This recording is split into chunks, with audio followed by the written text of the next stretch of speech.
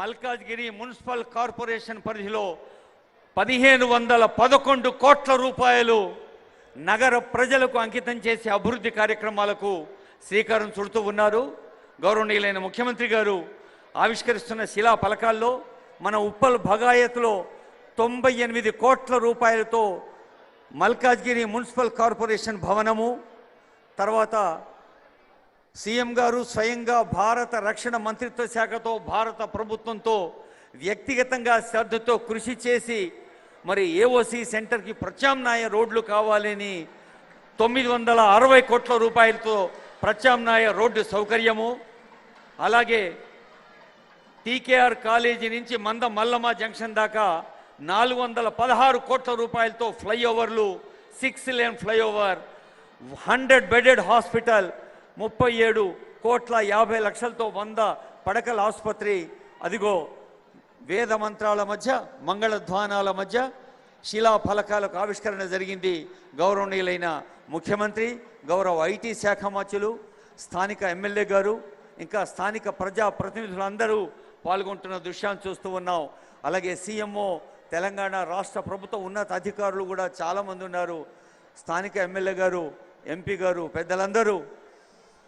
Malkajgiri municipal corporation అనేది రేవంత్ రెడ్డి గారి స్వప్నం ఏమిటంటే జీహెచ్ఎంసీలో హైదరాబాద్ పరిసరాల్లో ఉన్న మున్సిపల్ ప్రాంతాల్ని వారు ఏకీకృతం చేశారు.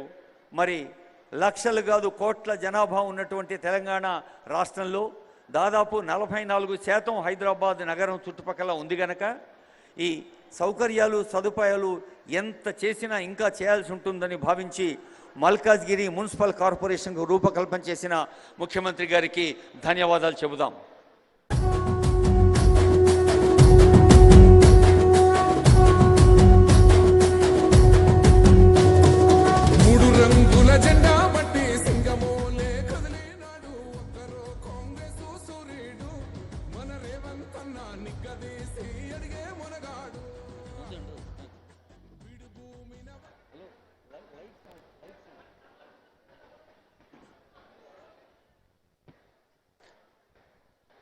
ఉన్నత అధికారులు, గౌరవనీయులైన ముఖ్యమంత్రి గారికి రానున్న మల్కాజ్గిరి, అదిగో చూడండి ఎంఎంసీ అని కనిపిస్తోంది, ప్రపోజ్డ్ ఎంఎంసీ బిల్డింగ్.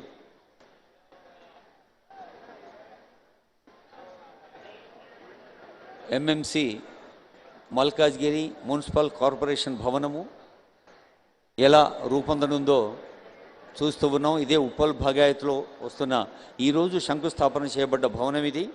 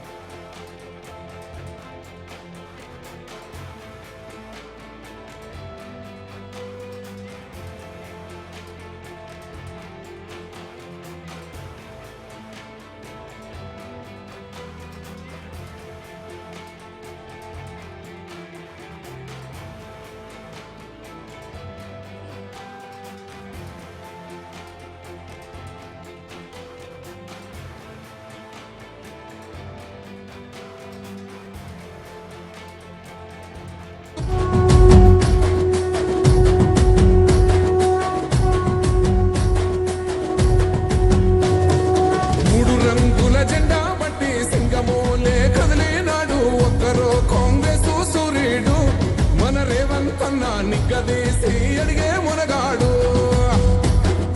వీడు భూమిన వానైతాడు బీద సాదల ధైర్యం వీడు దొంగ దొరల భరతం పడతాడు మన రేవంతన్న పేద ఇంటికి పండుగ తెస్తాడు